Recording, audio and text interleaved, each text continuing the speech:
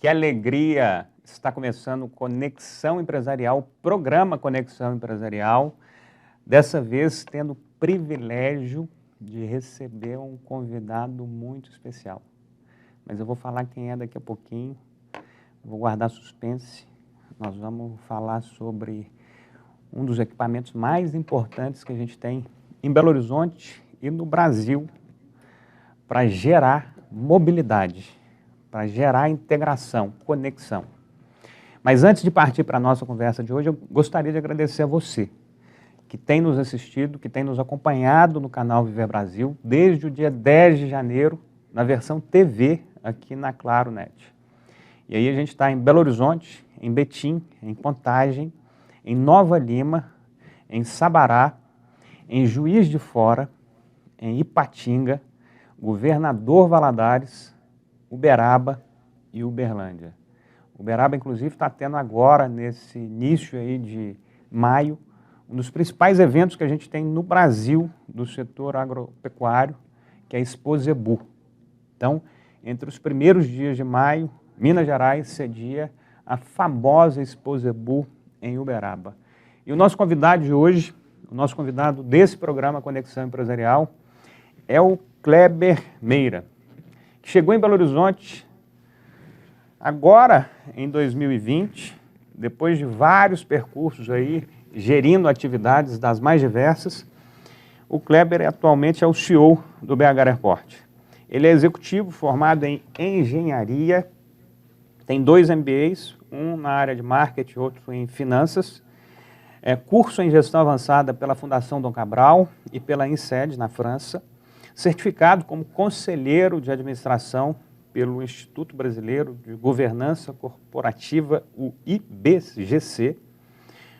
É um executivo generalista com mais de 30 anos de experiência em gestão e reestruturação de negócios. Com sucesso e experiência em diferentes segmentos, já esteve aí atuando nas áreas de engenharia, óleo e gás, telecom, desenvolvimento de software, soluções móveis, logística e transporte. Trabalhou em empresas nacionais, multinacionais e em startups. Entre elas, a gente pode citar a Mendes Júnior, a Shell, a Interlig Telecom, o Grupo Libra e o Grupo CCR, que atualmente é um dos responsáveis pelo próprio BH Airport.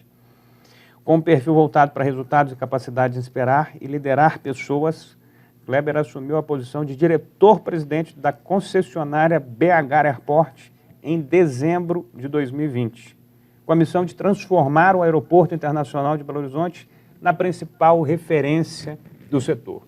E essa missão foi dada ao Kleber exatamente no ano em que o mundo conhece a mais recente pandemia que assustou a todos nós, seres humanos, a todos nós, brasileiros ou cidadãos do planeta Terra. Foi um momento extremamente específico, onde a gente teve que se reinventar, onde a gente teve que se redesenhar. E eu não tenho a menor dúvida, doutor Kleber, que gestores, pessoas como você, que têm tanta responsabilidade, como é o caso de gerir um equipamento como é o BH Airport, fizeram a diferença. Mas antes de qualquer coisa, eu gostaria de começar essa nossa conversa aqui no Conexão Empresarial, conhecendo um pouco do Kleber, dando boas-vindas ao programa e iniciando essa conversa lá atrás, antes de executivo, antes de engenheiro, de onde que o Kleber vem, onde que o Kleber nasce, como é que são as primeiras movimentações como ser humano e, a partir daí, como profissional. Bem-vindo. Obrigado, Gustavo. É um prazer estar com você aqui. Obrigado estar com todos aqui assistindo a Conexão. Eu sou carioca, sou de 71, nasci em março de 71. Minha família, nós somos em 3, né? Eu sou o mais velho de 3 irmãos. Tenho uma irmã e um irmão caçula. E eu estudei desde pequeno num colégio católico, estudei no Colégio Marista. Depois eu fui para o Santo Agostinho, fiquei no Santo Agostinho até ir para a faculdade. Desde pequeno eu fui morar na Barra da Tijuca, fui morar na Barra da Tijuca em 78. Eu tinha 7 anos de idade, não tinha nada na Barra. Abrindo a Barra da Tijuca. Inaugurando, era areal, para todo lado você só via areal na Barra da Tijuca. E fui morar num condomínio muito legal, Novo Leblon. E lá eu acabei tendo uma conexão muito forte com o esporte, quer dizer, até hoje eu pratico e a minha juventude foi muito dentro do condomínio, praticando esporte. Joguei vôlei durante um bom tempo, fui federado, fui jogar no Fluminense, depois joguei na Bradesco. Na época áurea da Bradesco, ali em 82, era o Bernard, era o Renan, era o Xandó, o Bernardinho. Até hoje eu encontro o Bernardinho às vezes ali, eu era do mirim, do infantil, o Bernardinho era do adulto. O Bernardinho técnico, que hoje é um dos principais inspiradores aí do setor produtivo, né? O Bernardinho é um colega e hoje ele é um dos palestrantes. Ele até outro dia, recentemente, eu assisti uma palestra dele, a própria CCR Aeroportos contratou o Bernardinho para fazer uma palestra. E acho que ele é um exemplo aí de liderança, de valor, de coisas que eu acredito. E para mim foi muito bom trabalhar em equipe, fazer esporte coletivo desde garoto. E até depois eu entrar na engenharia, o caminho que eu acabei seguindo. Espera aí, eu me perdi aqui. Como é que foi o negócio? Você, então, nasce no Rio de Janeiro, seus pais são de lá? São de lá. Você vai, então, ser um dos pioneiros da Barra da Tijuca em 1978. 1978. Você e sua família vão morar na Barra. Exato. Barra da Tijuca começando como bairro, como uma das áreas mais povoadas hoje do Rio de Janeiro, mas naquele momento... Nada. Zero. Não existia nada. E aí vocês foram para o condomínio, teve ali as suas primeiras atividades vinculadas a esporte também. Um dos principais foi vôlei. Vôlei. A gente tinha os Jogos Abertos da Barra. E aí juntava o condomínio, tinha o Novo Leblon, o Nova Ipanema, o Barra Mares, o Atlântico Sul. Barra Mares muito famoso. Barra Mares muito famoso, Atlântico Sul famoso. E tinha as Olimpíadas dos Jogos Abertos da Barra. E aí tinha o time de futebol, o time de vôlei, o time de natação, o time de basquete. E eu jogava no time de futebol, jogava no time de vôlei. E a minha vida acabava sendo isso, né? Praia? Muito. Surf? Não. Surf não, mas praia bastante. Ok. A partir daí, você teve então a sua juventude vinculada a esse local que também estava começando a se despontar, que era a Barra da Tijuca. A partir daí, como é que é a sua formação familiar? Você tem irmãos? Os seus pais sempre foram casados? Esse berço aí da família teve valor na sua formação? Como é que é? Então, eu tenho 2 irmãos. Eu tenho uma irmã, um ano mais nova que eu, que é de 72, e tenho um irmão de 74. Então, em 4 anos aí. 71, 72, 74. Minha irmã é psicóloga, o meu irmão também é engenheiro, que nem eu. E meus pais ficaram casados até eu ter 13 para 14 anos. Os meus também foram 14. 14, né? O Bill também, presidente da Anglo América, os pais se separaram aos 14. Aos 14. Eu acho que esses pais aí vão esperando até o Eles momento vão de começar a pré-adolescência e a adolescência, separam. Separam. Estratégicos. Depois a gente pode falar sobre isso, né? Eu estou no meu 3º casamento. Eu separei 2 vezes. Aí, ó. E eu acho que, tipo assim, um aprendizado, tudo na vida você tem que fazer do limão a limonada, né? Tudo que eu vi, tudo que eu vivenciei da separação do meu pai, os sofrimentos que a gente sente, né? Não adianta dizer que não, claro. que não sente, né? O cuidado que eu tive nos meus 2 processos, com as minhas filhas, né? Na relação que eu tenho com as minhas ex-esposas. Tentar não gerar aqueles sentimentos que você teve lá atrás, atual, nesse momento. É importante, eu acho que é importante. A gente afeta a criança, o adolescente ali no final do dia, né? Sim. Eu acho que, obviamente, cada vez mais as relações estão mudando, né? O conceito de família muda. São mais fáceis de fazer esse tipo de movimento. É mais fácil, quer dizer...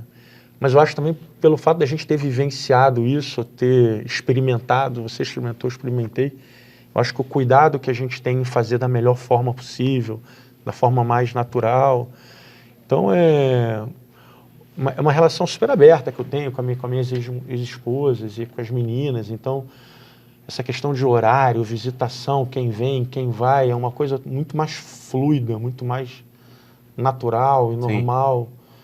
Então, eu tive isso, na época eu sofri bastante, meus irmãos também.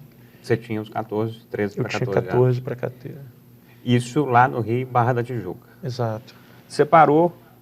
Seu pai era engenheiro também? Meu pai é engenheiro, meu pai tinha uma construtora. E sua mãe? Minha mãe era professora, mas ela depois parou de trabalhar e ficava em casa. Ficava em casa. Ok. E o meu pai, desde pequeno, estimulava a gente muito a trabalhar. Então, por exemplo... O que é desde pequeno? Antes mesmo de entrar na faculdade, às vezes eu ia para a obra acompanhar ele. Tipo com 13, 14, 15, 16 anos ou mais? 15 para 16, okay. Eu já acompanhava ele de vez em quando numa obra nas férias. Ele nunca deixou ficar os 3 meses de férias inteiras trabalhando, né? De férias curtindo, então ele levava a gente para o escritório às vezes.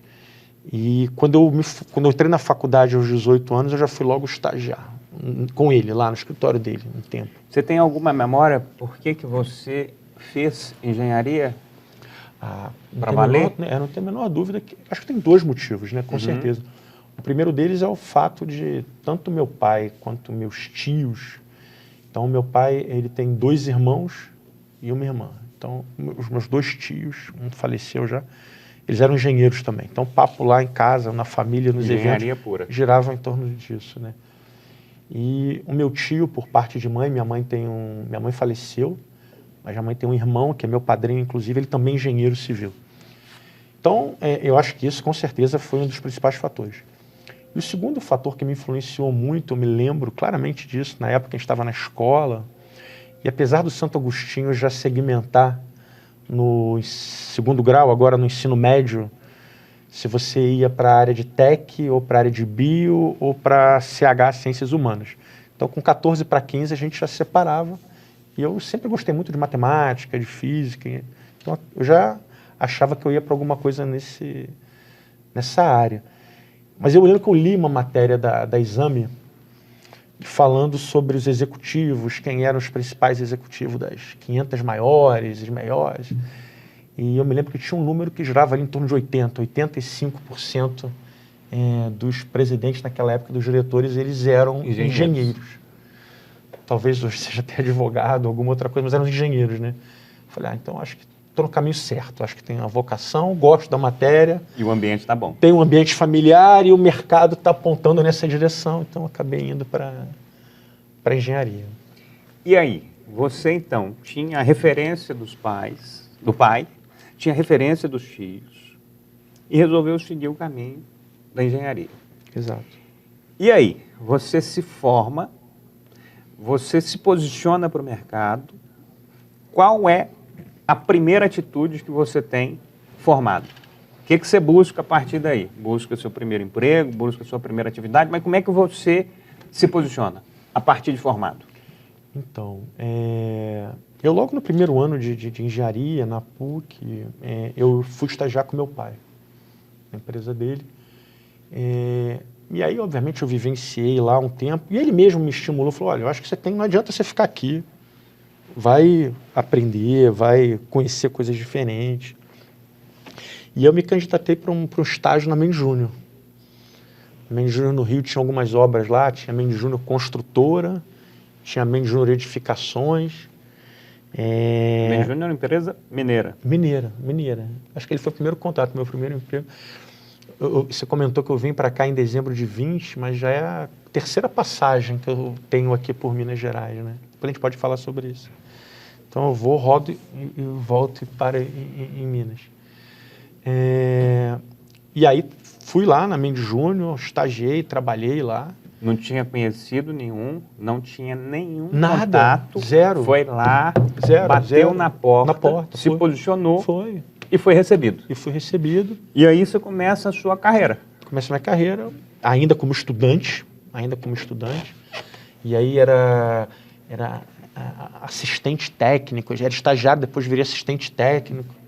E quando eu me formei, e aí a pergunta, respondendo exatamente a sua pergunta, eu virei e falei o seguinte, eu já tinha trabalhado com meu pai, já tinha trabalhado ali em obra na Mendes Júnior, eu falei, pô, não é exatamente isso que eu quero, não. E aí, logo no primeiro ano que eu me formei, eu já saí, recebi o diploma, peguei o canudo e falei, não, eu vou fazer um MBA em finanças. Acho que era isso.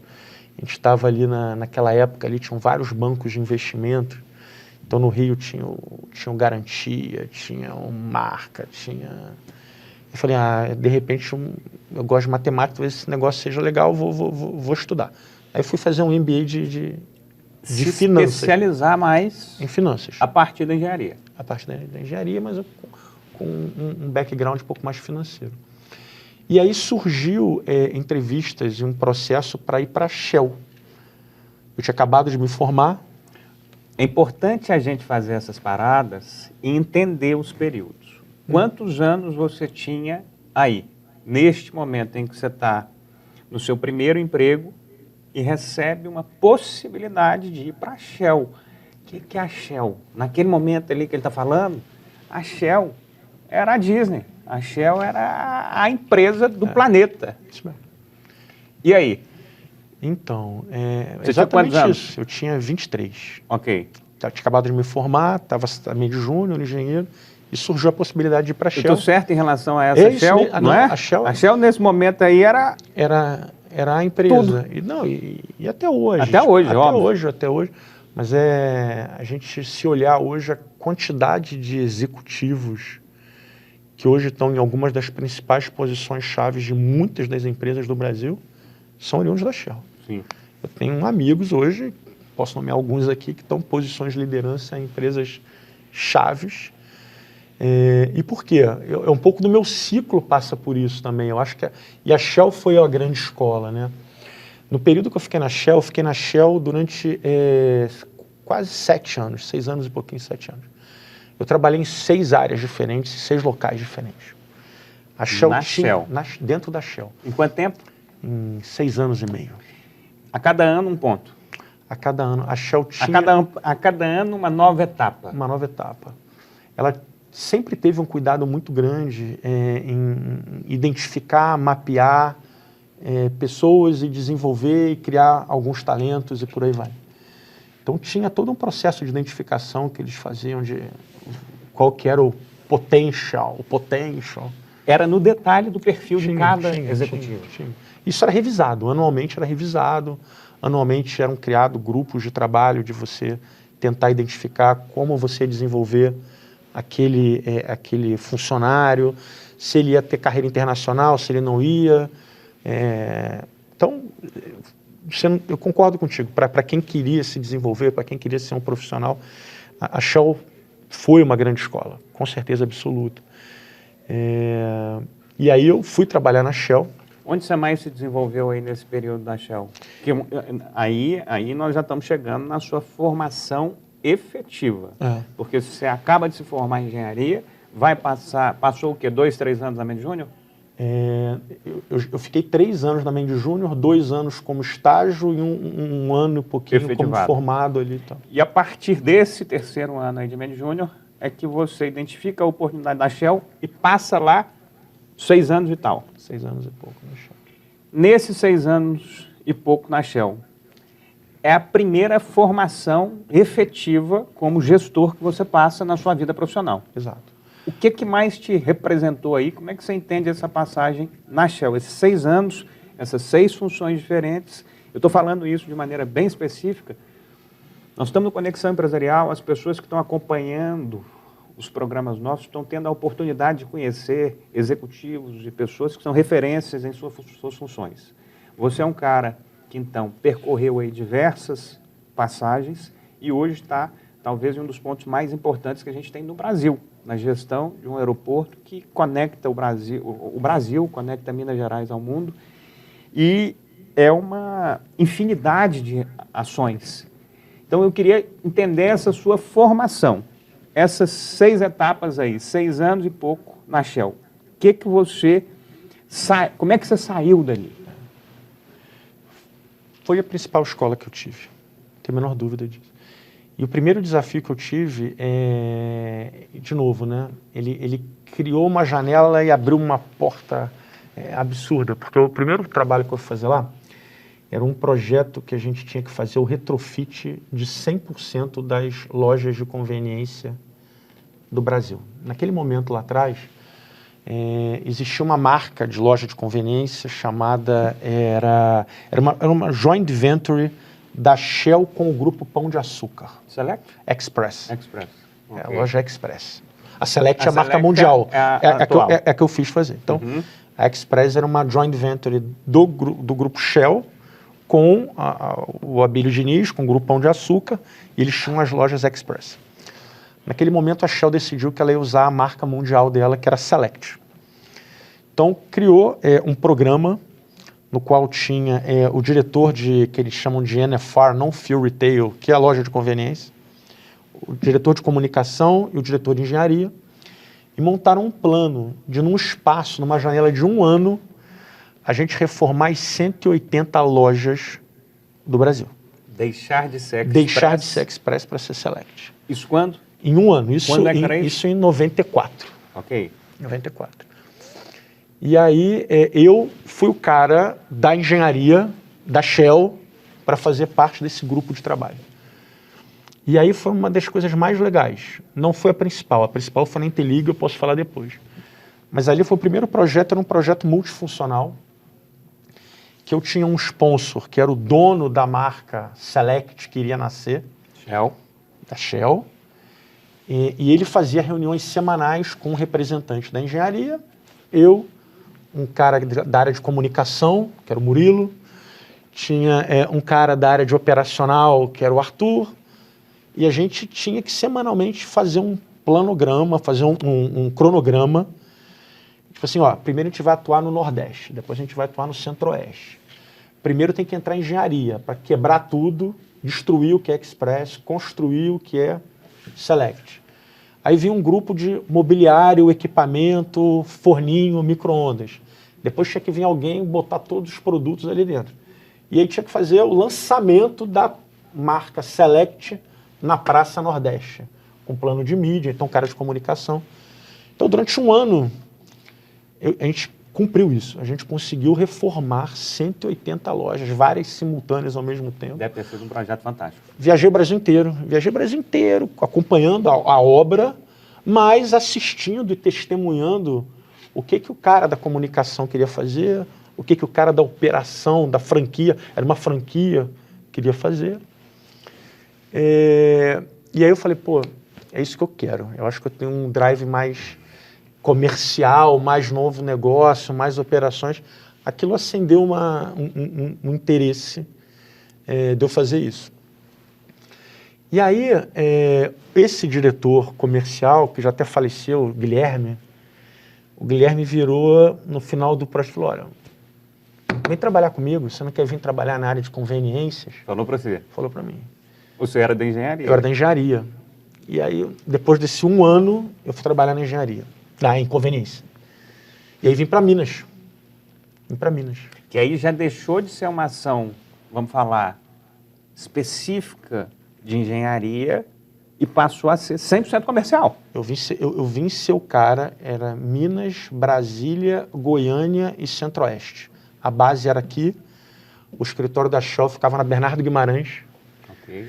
E eu vim morar aqui durante 1 ano e pouquinho, sendo o chefe de conveniência, que se chamava. Então eu cuidava de tudo que era de loja, troca de óleo, lavagem, o que não era combustível, eu cuidei dessa região, Minas, Brasília, Goiânia e Centro-Oeste. Então vim expatriado, garoto, vim morar aqui em Minas, e cuidando disso, e viajando, e por aí vai. E aí eu tive um pouco da visão comercial, mas da operação, indo lá na loja, como é que era a rentabilidade do franqueado, mix de produto, qual é o price positioning, eu comecei a viver isso. E aí, no 3º ano, depois de ter ficado 1 ano aqui em BH, a Shell decidiu criar um novo projeto, que era o projeto Salsa, que era o projeto Shell América Latina S.A. A Shell estava juntando um representante da Shell Brasil, um representante da Shell Argentina e um representante da Shell Chile. Iam para Londres, foram para Londres, ficar com 3 ingleses lá na matriz, durante um ano, definindo o que seria o novo projeto padrão da Shell América Latina. Por quê? Porque a Shell Brasil tinha um padrão, layout de posto, tamanho de loja de conveniência. A Shell Argentina tinha um outro, a Shell Guatemala tinha outro. Eram 22, se eu não me engano, que eles chamam de opcos, companhias operacionais do México para baixo. E a ideia era que esse grupo fosse para Londres, definir o que seria o novo projeto padrão da Shell para a América Latina, que era desde engenharia, layout, o que a gente chamava de manifestação visual do RVI, que é Retail Visual Identity, do layout, da concha, quais eram os equipamentos, para quê? Para que a gente pudesse, ter ganho de escala, porque a Shell Brasil comprava equipamento, tanque, bomba, geladeira das lojas e por aí vai. A Shell Argentina comprava outros, o da Shell Guatemala outro, Shell Costa Rica outro. Então a ideia era criar um projeto padrão da região, que a área de procurement pudesse ter ganho de escala e comprar, e depois a própria padronização da operação pudesse ser melhor e facilitar o intercâmbio entre executivos, já que o projeto era igual, o equipamento era igual, então você podia começar a criar uma cultura da região e não segmentada. Isso deu certo? Deu certo, deu muito certo. E isso é uma coisa muito legal. A Shell sempre foi uma das primeiras empresas, por exemplo, se você for na literatura, né, que trabalhou com planejamento estratégico, visão de longo prazo, né? Então, tipo assim, eu fui fazer isso em 96. Esse projeto veio à realidade em 2001 ou 2002. Eu já nem estava mais na Shell.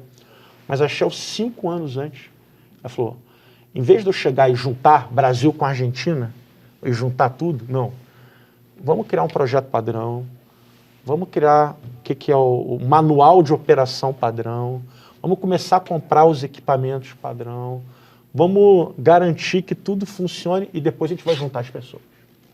Olha, você está falando isso aí, a cada colocação que você foi fazendo aí da Shell, dessa passagem aí, eu fui anotando ela e assimilando o que você estava falando, o que você estava falando. E o que você estava falando que foi feito aí entre 94, 95, 96, se não me engano, é muito do que você está fazendo agora, a partir de 2020, restabelecendo formatos, trazendo novos serviços, dando um novo formato de atuação do próprio aeroporto internacional de Belo Horizonte, do BH Airport. Então, essas passagens que você teve aí na Shell, como você próprio disse, foram talvez as passagens mais importantes da sua formação profissional de base, não tem a menor dúvida que estão te amparando e te posicionando de maneira ainda mais qualificada neste momento, tantos anos depois, numa iniciativa completamente diferente, mas de prestação de serviço, de conexão de pessoas. Eu vou fazer o seguinte, a gente está fechando esse primeiro bloco, a gente entendeu como é que foi os percursos aí que o Kleber Meira passou ao longo desses últimos anos como profissional, como executivo. Hoje ele é o CEO do BH Airport, o Aeroporto Internacional de Belo Horizonte, uma das principais operações que a gente tem no Brasil dessa questão aérea, da mobilidade, da conexão, da prestação de serviços. Nós vamos voltar daqui a alguns segundos para continuar a falar com ele e agora já caminhando pelos últimos momentos depois da Shell e já seguindo, obviamente, para esse momento do BH Airport. Daqui a alguns segundos a gente volta com Kleber Meira, CEO do BH Airport.